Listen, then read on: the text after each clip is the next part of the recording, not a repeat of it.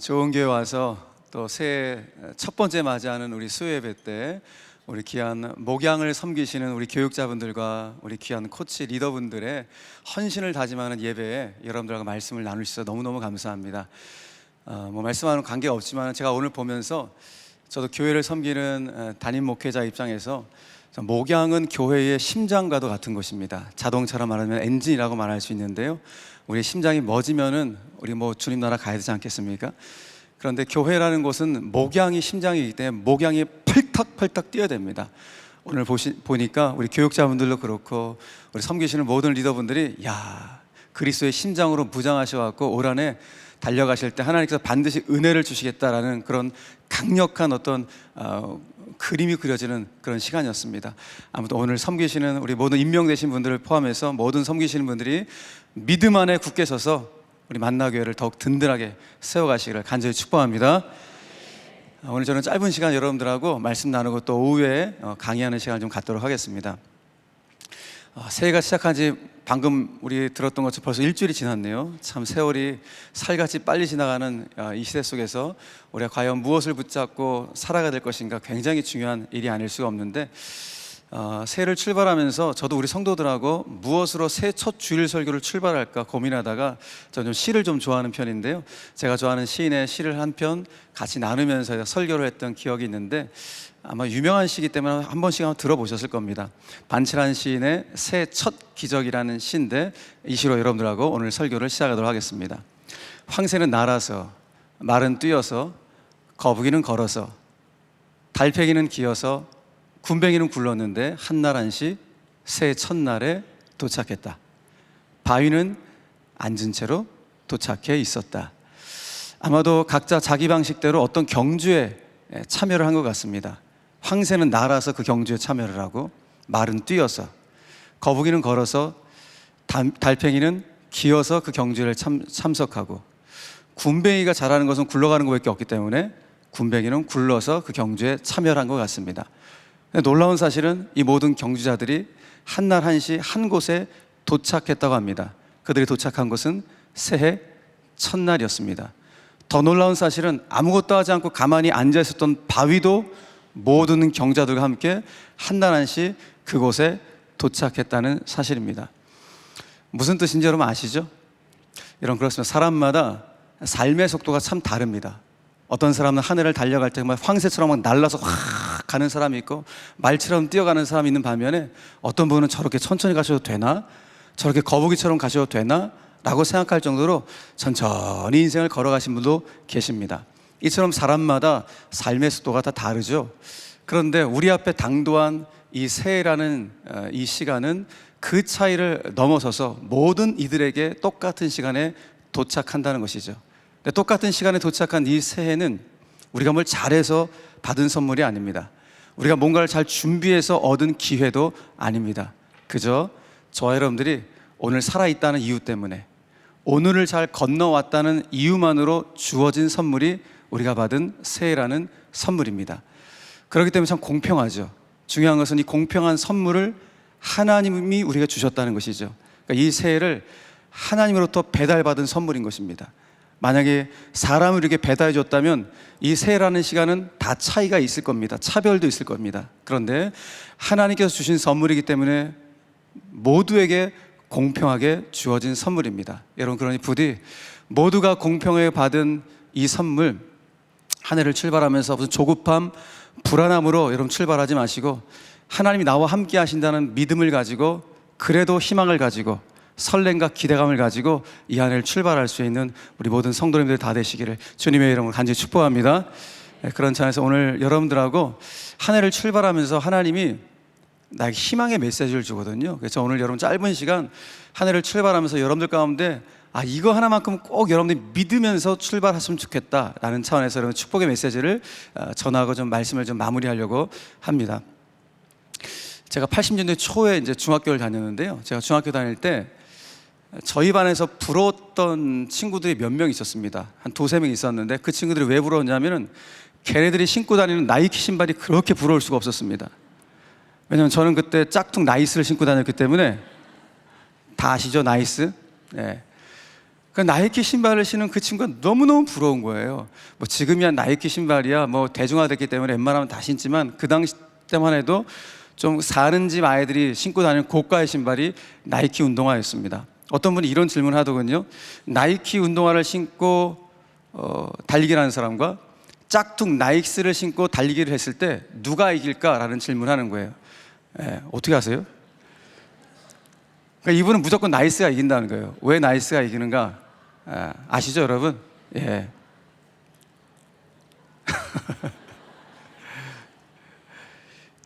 나이키를 신고 다니면 그 상표를 보여줘야 되니까 천천히 자랑하면서 달려가기 때문에 천천히 가고, 나이스를 신은 사람은 부끄러워갖고 발에 불이 나러 막 달려다니기 때문에 나이스가 이긴다는 거예요. 그러니까 우스꽝스러운 이야기지만은 좀 부족하다고 생각한 것이 오히려 더 빨리 달린 장점이 된 케이스라고 볼 수 있을 것 같습니다. 저는 성경을 통해서 하나님의 일하심을 보면서 하나님의 일하심의 방법이 여러 가지가 있는데 참 부족한 사람들을 어떻게 이렇게 사용하실까, 참 연약하고 부족한 사람들을 딱 집어서 사용하시는 하나님의 일하심의 방법이 너무 놀랍다, 그런 생각할 때가 한두 번이 아닙니다. 마치 고린도서 1장의 사도 바울의 고백처럼 하나님께서 어떤 사람 사용하시는 거예요? 세상에 미련한 자를 택하여 어떻게 해요?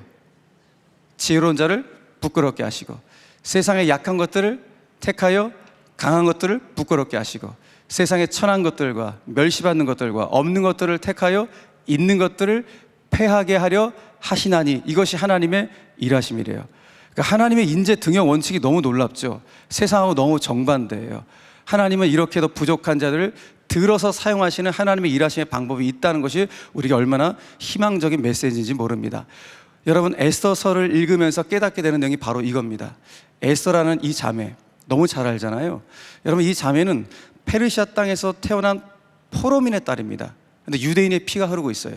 유대인의 피가 흐르는 포로민의 딸인 에스더가 그 페르시아 제국의 새 왕후가 될 가능성 객관적으로 제로입니다. 있을래야 있을 수 없는 일입니다. 그런데 하나님께서 그렇게도 연약하고 부족한 그 자매를 들어서 구원의 도구로 사용해 가시는 이야기가 에스더 전체에 나오는 이야기인 것이죠. 그러므로 저와 여러분들 한 해를 출발하면서 좀 기억할 내용이 무엇인가는, 일단 기본적으로 에스더라는 인물을 아는데 에스더서는 잘 안 읽어요. 그렇죠? 오늘 제가 여러분들과 정리를 해드릴 텐데, 에스더서에 보면은 아주 독특한 특징이 하나 나와요. 그 특징이 무엇인가 하면은 하나님이란 단어가 단 한 번도 등장하지 않아요. 하나님과 관계된 단어도 등장하지 않아요. 뭐 주, 여호와, 뭐 주님, 뭐 성령님, 하나님과 관계된 어떤 단어도 등장하지 않아요. 그러니까 어떻게 그냥 읽으면 이게 어떻게 성경이야? 라고 의심이 될 정도의 성경이 에스더서예요. 그런데 놀라운 사실은 무엇인가 하면은 이 책에 하나님과 관련된 하나님은 단어 자체가 한 번도 등장하지 않지만 하나님이 에스더의 인생의 배후에서 역사하시는, 그래서 에스더서 페이지마다 하나님의 손길, 하나님의 개입, 하나님의 호흡, 하나님의 숨결이 다 묻어있는 그런 책이 에스더서의 말씀을 보게 됩니다. 그러므로 한 해를 출발하면서 저와 여러분들이 꼭 믿어야 될 것이 있어요. 여러분, 한 해 주제가 믿음 안에 굳게 서는 것인데, 정말 믿을 것이 무엇인가 하면은 에스더서에 하나님이라는 단어가 단 한 번도 등장하지 않지만 하나님이 시퍼렇게 살아서 역사하시고 그 배후에서 일하셨듯이, 하나님은 내 육신의 눈에 보이지 않는 데에서 안 계신 것이 아니라 하나님은 지금도 나와 함께 동행하시면서 살아서 내 인생 배후에서 지금도 일하고 있다는 사실을 믿으시면서 출발할 수 있는 2020년도 한 해가 되시기를 주님의 이름으로 축복합니다. 그래서 이 믿음이 너무 중요해요. 내 인생의 배후에서 일하시는 하나님을 내가 믿으며 살아간다는 것은 얼마나 소중한지 모릅니다. 아마 인생 살아오시면서 또 큰 사건을 통해서, 또 소소한 사건을 통해서라도 내 인생 배후에서 일하셨던 그 하나님의 일하심과 손길들을 경험해 보신 분들이 아마 의외로 많으실 겁니다. 뭐 자녀를 통해서라든지, 뭐 사업을 통해서라든지, 내 몸의 병이 치유받은 걸 통해서라든지, 여러 가지 상황을 통해서 정말 하나님이 살아계시는구나, 내 인생 배후에서 일하시는구나 라는 것을 경험했던 일들이 아마 이 자리에 계신 모든 성도님들 가운데 한두 가지 이상씩은 웬만하면 다 갖고 계실 것 같습니다. 저도 마찬가지입니다. 저도 지금까지 목회해오면서 제 인생 배후에서 일하셨던 하나님의 그 손길을 이루 말할 수가 없습니다. 지금 이 순간도 하나님의 일하심, 제 인생 배후에서 역사하시는 그 하나님의 손길에 붙잡혀서 목회를 하고 있기 때문에 정말 저같이 부족한 자가, 에스보다 더 부족한 제가 하나님의 은혜로 정말 수많은 성도들을 섬길 수 있는 목회를 할 수 있다는 것이 얼마나 영광스럽고 정말 감사한 일이 아닌지 모릅니다. 제 인생 살아오면서 여러 가지 은혜의 손길도 있었는데요. 저는 제가 10년 이제 됐는데요. 10년 차가 됐는데 10년 전까지는 저도 이제 부교육자로 한 교회에서 섬겼거든요. 서울에 있는 사랑의 교회에서 제가 부교육자를 섬겼는데, 그때 마지막 이제 2016년도 섬기고 2017년도에 제가 부임이 왔는데, 마지막 제가 부교육자를 섬길 때 사랑의 교회 전체 이제 예배를 저도 담당하는 예배 교육자였는데, 그 다음에 주일날 엄청 바빠요. 여기 뭐 예배 교육자들처럼 엄청 막 저도 뛰어다니고 그랬거든요. 근데 그 당시에 제 큰아들이, 지금은 24살인데 그 당시에 중학교 2학년의 아들이 있었거든요. 그리고 둘째가 이제 그 당시에 초등학교 4학년이었는데, 중2 아시죠? 그럼 중2 인간도 아니고 동물도 아니 희한한 그 경계선에 있는 아이들. 예. 그러니까 이 중2였던 이 아이는 저에게 전화를 해본 케이스가 없어요. 예. 근데 희한하게 그날 주일날 몇 통의 전화가, 부재중 전화가 이 아이한테 온 거예요. 나한테 장난 전화했나 얘가? 그래서 저는 무시했는데 계속 전화가 찍히고, 그 제가 전화기를 들고 있을 때 전화를 또 받은 거예요. 전화가 온 거예요. 그래서 이상하다 싶어갖고 딱 받았는데, 받자마자 아이가 하는 말이, 아빠 집에 불 났어요. 집에 불 났어요. 그러는 거예요. 야, 뭔 소리야 뭔 소리야. 아, 집에 불 났어요. 그래. 야야, 저희 집에 또 옥탑방에 살아갖고, 야, 밑에 주인집 아저씨한테 빨리 내려가서 빨리 도움을 구해라 하고 전화를 끊고, 제가 교회에서 집이 좀 그래도 걸어서 막 뛰어가면 한 15분 뛰어갈 수 있거든요. 막 뛰어가는 거, 뛰어가서 하나님 불 좀 꺼주세요. 우리 아들 살려주세요. 간절한 마음으로 막 뛰어가게 되었습니다. 뛰어가서 이제 집에 딱 도착했는데, 야, 집이 홀라당 다 탈 뻔했어요. 깜짝 놀랐습니다. 무슨 일이 있었냐면은, 저희 아이가 그때는 이제 중학교 2학년 때 축구 선수를 하고 있었거든요.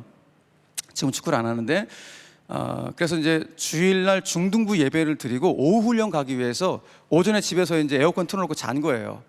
근데 알람을 몇 개씩 얘네들이 맞춰놔야지만 일어나거든요. 근데 이상하게 얘가 그날은 알람 소리가 안 울리는데도 불구하고 뭔가 이상해서 그냥 일어났다는 거예요. 일어났는데 에어컨을 꽂은 플러그에서 불이 20cm가 올라온 거예요. 그걸 얘가 본 거예요. 집에 혼자 있으면서. 중학교 2학년이 얼마나 놀랐겠어요.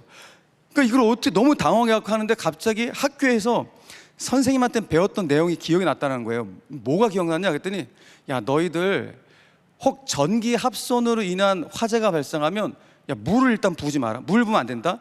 공기를 차단해라. 뭐 이런 얘기를 들었다는 거예요. 이 운동한 애가 공부도 안 했는데 어떻게 그걸 기억했는지 모르겠는데, 공기를 차단해라 그런 얘기, 그 순간 막 가슴속에 떠 왔다는 거야. 공기 차단, 공기 차단해갖고, 그래, 장롱 속 이불을 꺼내자. 이불을 꺼내갖고 덮어버린 거예요. 얇은 이불이라갖고 얇은 을 태워버린 거예요. 또 너무 더 당황했어. 이거 어떻게 하다가, 그래서 공기 차단이라고 했으니까 두꺼운 이불 꺼내갖고 덮은 다음에 옆에 분무기를 가지고 착착착 뿌린 다음에 어느 정도 그냥 긴급하게 진화를 해놓고 밑에 집 아저씨한테 도움을 요청한 거예요. 그리고 난 다음에 저에게 전화를 한 거예요. 그러니까 어느 정도 화재를 진압한 상태에서 저에게 전화를 한 것이죠. 이야, 그 이야기를 듣는데 얼마나 감사했는지. 그래서 그날 저녁 주일날 제가 사역 다 마치고 집에 들어가갖고 집에서 아이들하고 아내하고 이제 가정예배를 드리는, 너무 감사해갖고 가정예배 다 드린 다음에 그 불을 끈 녀석한테, 야, 너 어떻게 이런 생각을 했냐 막 칭찬을 해줬어요. 그랬더니 이 녀석이 저한테 그러는 거예요. 아빠, 하나님께서 우리 가정을 지켜준 게 너무너무 감사해요. 그러는 거예요. 중학교 2학년이요. 그리고 또 이런 말 하는 거예요. 아빠, 만약에 자기 동생 성준이가 집에 혼자 있었으면 어떡할 뻔했어요? 자기가 집에 혼자 있은 게 너무 감사해요. 그러는 거예요. 이야, 우리 집에 불은 났지만 우리 아들한테 여호와의 불이 임했구나. 그 생각을 너무 감사하는 거예요. 저에게 위로가 된 거예요. 그러니까 하나님이 우리 아이를 깨워주셔서, 개입해 들어오셔서 깨워주신 게 너무 감사했고, 이 아이한테 그런 고백을 하게 하셔서 저에게 위로가 되었고 너무 감사한 거예요. 그 다음날 월요일 아침이 되었어요. 그 다음날 월요일 아침에 저희 아내가, 누가 전화가 온 거예요. 전화하신 분 누군가 하면 저한테 몇 년 전에, 그 당시로 몇 년 전에 저희가 제자 훈련을 받았던 집사님한테 저희 아내가 전화가 온 거예요. 전화의 요지는 무엇인가 하면, 그때가 7월 달이었거든요. 제 생일 7월이에요. 근데 목사님한테 생일 선물을 계속 택배를 보냈는데 우리 집에 택배가 계속 자기 집한테 반송이 된다는 거예요. 그러니까 안 되겠다 싶어하고 본인이 직접 생일 선물 가지고 오겠다고 우리 아내 전화를 한 거예요. 아, 그러시라고. 그래서 아내하고 제가 월요일 아침에 집사님 만나러 집 앞으로 딱 나갔어요. 아, 목사님 생일인데 자꾸 반송해갖고 제가 직접 가지고 왔어요 하면서 그 더운 날 그걸 낑낑 갖고 온 거예요. 선물을 딱 내밀었는데 이불이야. 그것도 얇은 이불과 두꺼운 이불이 있는 세트 이불로 딱 갖고 오신 거예요. 그러니까 제가 저희 아내랑 저는 그걸 보고 알잖아요. 온몸에 소름이 착 돋는 거예요.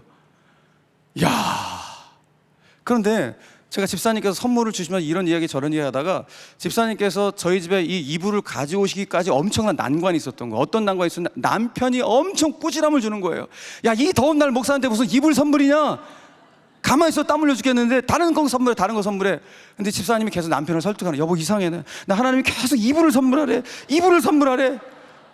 그래갖고 이 이불을, 이따만한 이불을 그 더운 날 가지고 오신 거예요. 근데 생각해보니까 이 이불이 택배로 먼저 왔으면 우리 아들이 야, 이 새 이불로 다 껐겠구나. 근데 하나님이 적절한 타이밍에 헌입을 가져가시고 새 이불을 주셨는데 얼마나 감사한지. 근데 그날의 진짜 선물은 이불이 아니었어요. 그날의 진짜 선물은 하나님의 역사하심이었어요. 무엇이 역사하심인가 하면요, 여러분 이불이 무슨 대수입니까? 아무것도 아니잖아요. 그런데 그 이불을 통해서 저에게 주신 하나님의 메시지가 있는 거예요. 김 목사, 내가 너의 목회, 너의 인생 내가 끝까지 책임져. 나는 너의 삶의 공급자야. 네가 절대 의지할 존재는 나야. 그때 그걸 깨달은 거예요. 아, 그렇구나. 이불 하나 아무것도 아니지만은 이 사소한 거 하나까지도 하나님께서 내 인생 가운데 개입해 들어오셔서 내가 의지할 뿐, 내가 바라볼 뿐, 내 삶의 공급자가 오직 주님 한 분이라는 사실을 확신시켜줬던 그 사건은 평생 잊을 수 없었던 제 인생의 정말 걸음걸음의 소중한 선물 같은 그런 사건이었습니다. 그래서 그때 너무 감사해서, 이불이 사실 아무것도 아닌데 그게 너무 감사한 거예요. 너무 감사해서 제 입술이 터져 나와서 불렀던 찬송이 찬송가 393장이에요. 여러분 잘 아시는 오 신실하신 주 내 아버지요 늘 함께 계시니 두려움 없네. 그 사랑 변치 않고 날 지키시며 어제나 오늘이 한결같네. 오 신실하신 주, 오 신실하신 주, 날마다 자비를 베푸시며 일용할 모든 것 내려주시니 오 신실하신 주 나의 구주. 할렐루야. 여러분 맞다고요. 우리가 믿는 하나님은 어제나 오늘이나 영원토록 변치 않으시는 전능하신 하나님이십니다. 우리 삶 가운데 개입해 들어오셔서 자비를 베풀어 주시고 우리의 일용할 양식, 필요한 것이 무엇인지 아시고 그때마다 공급해 주시는 정말 전능하신 하나님이 우리 인생 배후에서 역사하시는 우리가 믿는 하나님인 줄 믿으시길 바랍니다. 내가 아무리 연약하고 부족하다 할지라도 여전히 올해도 나를 붙잡고 나를 사용하기 원하시는 내 인생 배후에서 역사하시는 그 하나님을 믿으며 살아간다는 것은 우리 인생에 얼마나 큰 축복이고 영광인지 모릅니다. 자, 그렇다면 하나님은 이 에스라는 자매를 어떻게 그 인생 배후에서 사용해 가실까요? 에서를 구원의 도구로 하나님께서 준비하시고 있는데, 그런데 어떻게 도대체 그 인생 배후에서 하나님이 일하시는지 그 하나님의 일하심을 잠깐 여러분들 나누려고 하는데요. 그러기 위해서는 우리 에서서 좀 전체적인 배경을 좀 볼 필요가 있습니다. BC 586년이에요. 예수님께서 오시기 586년 전에 이스라엘 나라가 바벨론 제국에서 완전히 폭삭 망하게 됩니다. 그래서 이스라엘 백성들이, 많은 백성들이 바벨론 포로로 끌려갑니다. 거기서 70년을 생활합니다. 포로 생활 70년. 그러다가 바벨론 제국도 쇠락하여서 페르시아 제국에서 멸망을 당하게 됩니다. 그러니까 이스라엘 백성들이 바벨론 땅에서 바벨론의 포로가 아니라 이제는 어느 나라의 포로가 된 거예요? 페르시아 제국의 포로민으로 그 땅에서 똑같이 살아가게 되는 것입니다.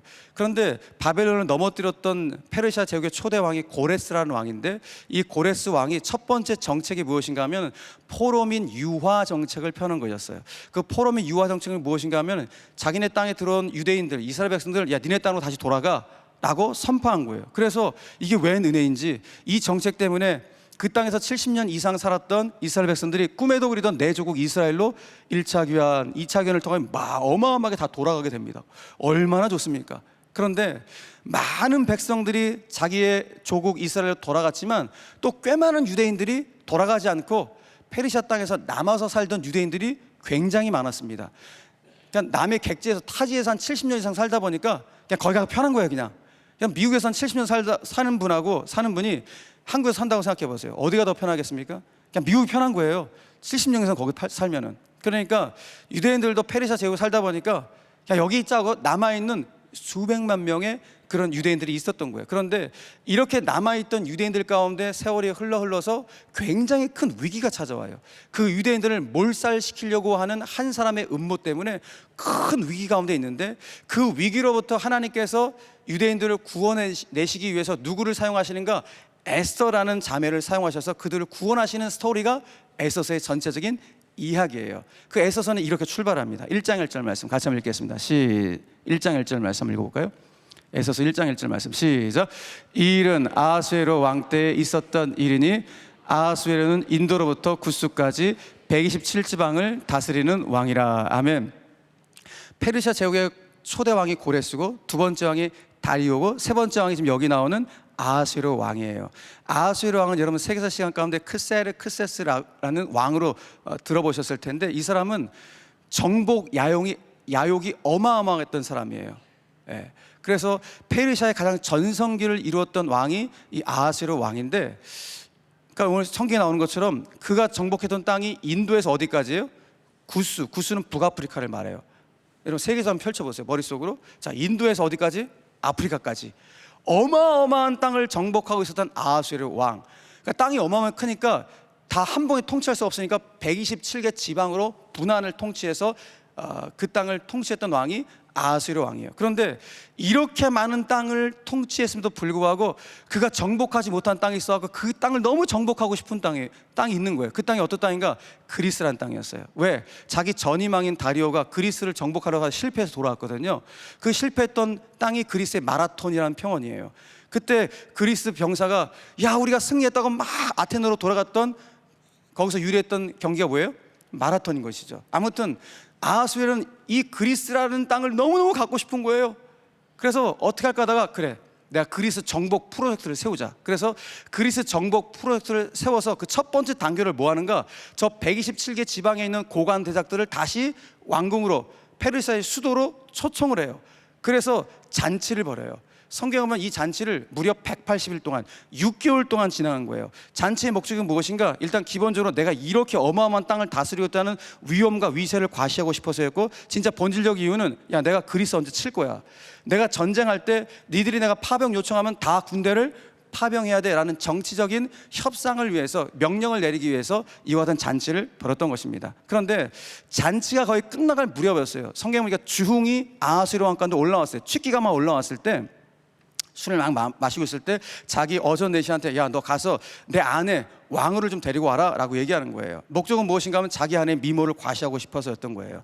그래서 어전내시가 갔는데 왕후 와스디라는 이 왕후가 그 왕의 명령을 거부를 한 거예요. 왜 거부를 했는지 성경은 나오지 않아요. 그런데 여자로서도 모멸감을 느꼈던 것 같아요. 왜냐하면 이 당시에 페르시아의 잔치 문화로 봤을 때는 남자들이 있는 자리에 여자가 와서 술을 마신다는 것은 기본적으로 아주 야시시한 옷을 입고 그 자리에 참석하는 것을 요구하는 것이거든요. 그러니까 내가 한 제국의 왕인데, 아니 내가 남자들이 술 먹는 자리에 내가 야시시한 옷을 입고 내가 왜 가야 돼? 라는 이런 모욕감 때문에 감히 왕의 명령을 거부한 것 같아요. 근데 그 소식을 듣자 아하수에로 왕이 부들부들 떠는 거예요. 자기 신하들 앞에서 체면이 안 서는 거예요. 지금까지 자기 명령을 따르지 않았던 자가 단 한 사람도 없었는데 자기 신하들 앞에서 보란 듯이 왕후 와스디가 거절을 해버리니까 너무 화가 나갖고 그 자리에서 자기 아내의 왕후의 자리를 폐위시켜버립니다. 폐위시켜버린 다음에 조금 있다가 드디어 이제 아하수에로 왕이 그리스 공략을 위해서 전군을 이끌고 쫙 들어가요. 그런데 그 어마어마한 전군을 이끌고 들어갔는데 결국 그도 패하고 다시 돌아오게 돼요. 그 패전이 살라미 해전이라는 역사 유명한 해전이죠. 살라미 해전을 통하여 패하고 돌아오게 되는 거예요. 여러분 돌아오니까 얼마나 허전합니까? 얼마나 허해요. 왜? 나를 위로해 줄 아내가 없는 거예요. 이때는 와스디가 폐위된 지 4년째 되었을 때예요. 그러니까 아내가 없는 거예요. 물론 아하수에르 왕의 육체적 욕망을 채워줄 그런 여인들은 왕궁에 수두룩백백 너무 많았겠죠. 근데 그런 여인들 말고 진짜 나를 정서적으로 또 어떤 삶적으로 따뜻하게 보듬어줄 나를 위로해줄 아내가 없는 거예요. 그런데 그때 옆에 있었던 참모진들이 그걸 포착한 거예요. 아, 우리 왕이 너무 좀 외로움을 많이 타시는구나. 왕후가 필요하겠다. 그래서 왕한테 하나의 제안을 해요. 성경에 나오는 내용을 여러분 약간 이해를 돕게 각색을 좀 할게요. 왕한테 이렇게 제안하는 거예요. 왕이시여, 저희들이 미스 페르시아 대회를 개최하겠습니다. 미스 페르시아 대회를 개최할 테니 거기서 왕께서 원하시는 자매를 간택하십시오. 그럼 우리가 그 자매를 왕으로 모시겠습니다 라고, 왕후로 모시겠습니다 라고 이야기를 하는 거예요. 왕의 입장은 너무 좋죠. 그렇게 하는 거예요. 그래서 페르시아 제국 127개 지방의 가장 이쁜 여인들이 이제 이 페르시아의 도성 수산성으로 다 모여들기 시작합니다. 여러분, 페르시아는 지금의 이란이라고 보시면 돼요. 이란 자매들 얼마나 이쁩니까 여러분? 기본도 다 이뻐요. 그런데 가장 이쁜 자매들을 고르고 골라갖고 이 대회에 참여한 거예요. 그런 여러분, 새로운 왕을 뽑을 때 아마 페르시아 왕실에서는 굉장히 정치적인 암투가 있었을 거예요. 왜? 내 딸, 내 조카 이런 애들 왕으로 세우고 싶은 그런 마음이 왜 없었겠습니까? 유대의 역사가인 요세푸스에 의하면 이 대회 때 한 400명의 페르시아 자매가 참여했을 것이다 라고 얘기를 해요. 우리는 한번 역사가의 말을 한번 믿어보고 400명을 생각해 봅시다. 자, 페르시아 전국 각지에서 가장 이쁜 자매들 400명이 페르시아 궁궐로 들어온 거예요. 그래서 궁녀 학교에 들어왔습니다. 자, 오늘 우리가 본문을 읽었는데, 본문 안 읽었나요 오늘 우리가? 제가 너무 시간이 없어 본문을 안 읽었네요. 안 읽어도 상관없어요. 본문을 얘기할 테니까. 그 궁녀학교에 보면은 헤게라는 사람이 있는 거예요. 헤게라는 사람이. 예.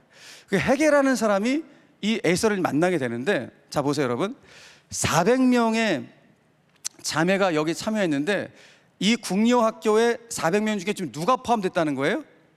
에스더가 포함됐다는 거예요. 자, 그렇다면 에스더는 여기 어떻게 참여하게 됐을까?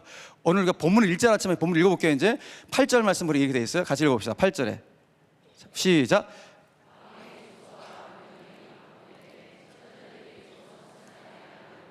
헤게의 수하에 나아갈 때에 에스더도 왕궁으로 이끌려 가서 궁녀를 주관하는 헤게의 서에 속하니. 자, 왕궁으로 어떻게 갔어요? 이끌려 갔대요. 그러니까 에스더는 자기가 스스로 간 게 아니라 누군가한테 이끌려서, 떠밀려서 지금 그 대회에 참여했다는 것을 보게 되죠. 그럼 누구한테 이끌렸을까요? 모르긴 해도 자기 삼촌 모르드게에게 이끌려갖고 이 대회에 참여한 것 같아요. 더 구체적으로 말하면 모르드게를 이끌어주신 하나님의 손길에 의해서 에스더가 이 대회에 참여한 것 같아요. 아무튼 하나님의 손길에 이끌려서 하나님의 개입에 의해서 오늘 에스더가 이 대회에 참여를 한 거예요. 근데 이 대회에 참여한 그 400명의 자매도 얼마나 다 이쁩니까? 그런데 이 학교의 교장 선생님 이름이 뭐라고 나왔어요 지금? 헤게라는 교장 선생님이 유독 에스더한테만 관심과 특별한 배려를 하는 거예요. 9절 말씀 보니까 이렇게 이야기하고 있거든요. 9절 말씀 한번 보여주시겠어요? 자, 시작. 헤게가 이 처녀를 좋게 보고 은혜를 베풀어. 400명의 자매 중에서 유독 에스더한테만 이 헤게가 특별한 배려와 관심과 은혜를 베푸는 거예요. 이유가 뭘까요? 성경에 나오지 않는데 도대체 이유가 뭘까? 일단은 기본적으로 헤게하고 에스더는 일면식이 없는 관계예요. 자기 삼촌 모르드게가 왕궁에서 일했거든요. 헤게도 지금 궁녀학교 교장이고 왕궁에서 일해요. 그러니까 이 사람은 똑같이 공무원이니까 같은 공무원 입장에서 야, 내 조카 들어왔는데 뒤에서 뒷돈 들여서 뭐 꽁지를 줬을까? 이것도 아닌 것 같아요. 그러면은 헤게 입장에서 그 400명의 처자 중에서 에스더의 그 수려한 미모에 홀딱 반해갖고 무슨 수작을 부리려고 특별한 관심과 배려를 줬나? 이것도 아닌 것 같아요. 왜? 지금 400명은 미모의 상향평준화예요. 다 이뻐요. 안 이쁜 자매가 없어. 그러니까 에스더를 특별히 이뻐할 이유도 없는 거예요. 도대체 이유가 뭘까? 이유는 딱 하나예요. 하나님이 개입해 들어오셨기 때문이에요. 하나님의 신적 개입이 어디에 개입해 오셨는가? 헤게의 눈 속으로 개입해 들어오셨어요. 헤게의 마음 속으로 개입해 들어오셨어요.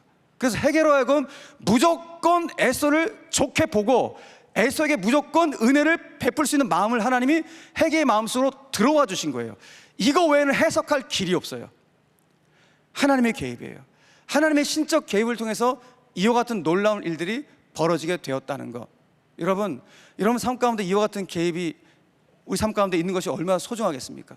그러므로 오늘 저는 여러분들 가운데 오늘 올 한 해를 출발하면서 하나님 내 인생 가운데도 다른 사람들이 저를 좋게 보고 다른 사람들에게 특별한 관심을 갖는, 좋게 나를 평가해주는 이와 같은 축복도 허락하여 주시옵소서. 기도하실 때 하나님 제 인생 가운데 개입해 들어와십시오. 저희 일터에도, 저희 가정에도, 우리 자녀들에게도 하나님 순간순간 개입해 들어오셔서 하나님의 일하심 가운데 그 하나님의 인도하심을 받을 수 있는 한 해가 될 수 있도록 붙잡아 주시옵소서. 이것이 오늘 저와 여러분들의 기도의 제목이 되었으면 좋겠다, 이런 말씀을 드리면서 제가 좀 시간이 없기 때문에 이렇게 빨리 말씀드리는 거예요. 지금 핵심 뭐냐? 따라합시다. 하나님은 내 삶 가운데 개입해 들어오길 원하신다. 그러면 내가 갖고 있어야 될 마음이 무엇인가? 하나님, 제가 올 한 해도 하나님과 함께 하길 원합니다라는 이 고백이 있어야 돼요.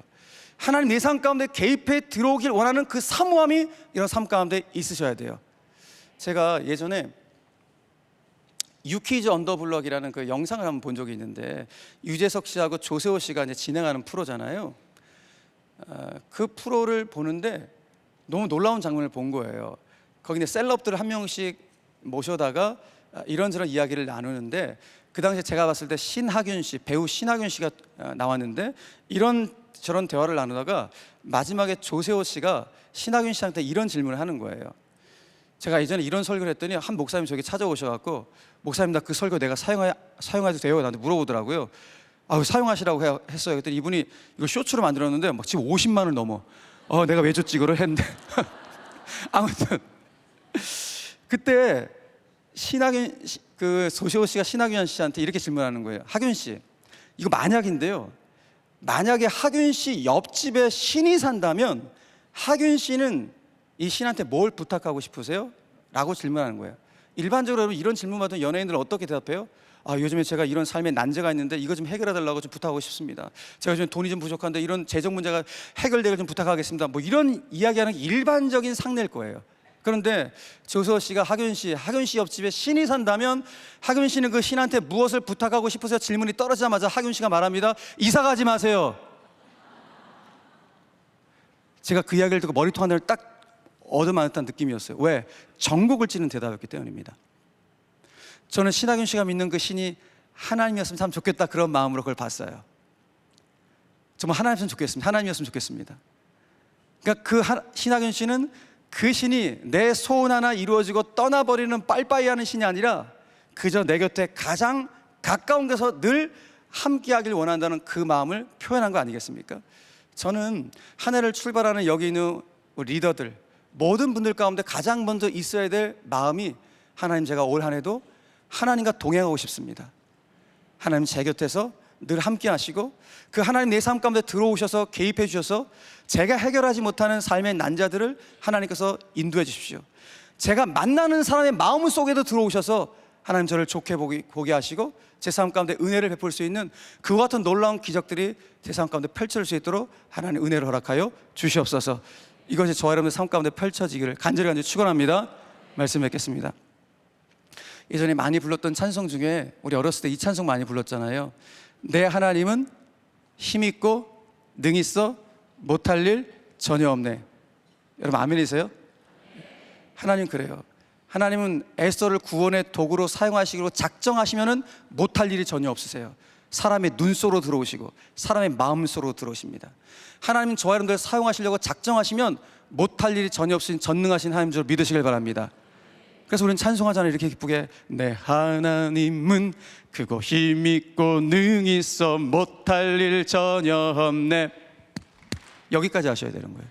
다시 해볼까? 시작. 내 하나님은 크고 힘있고 능있어 못할 일 전혀 없네.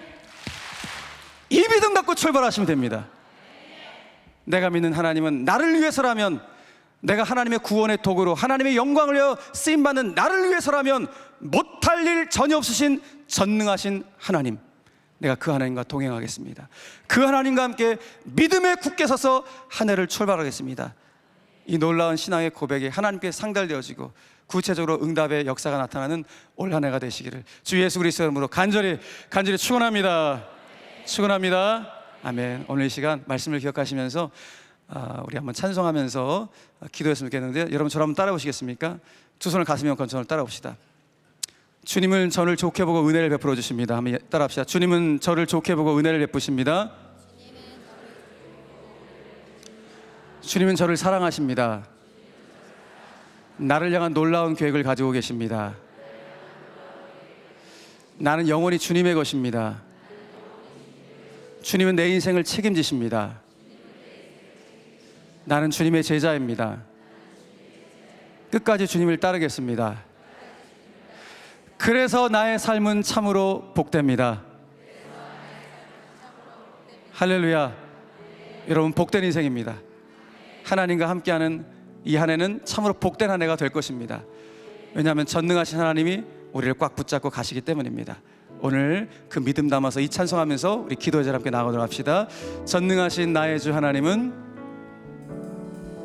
전능하신 나의 주 하나님은 능치 못하실 리 전혀 없네. 우리의 모든 간구도, 우리의 모든 생각도, 우리의 모든 꿈과 모든 소망도 신실하신 나의 주 하나님을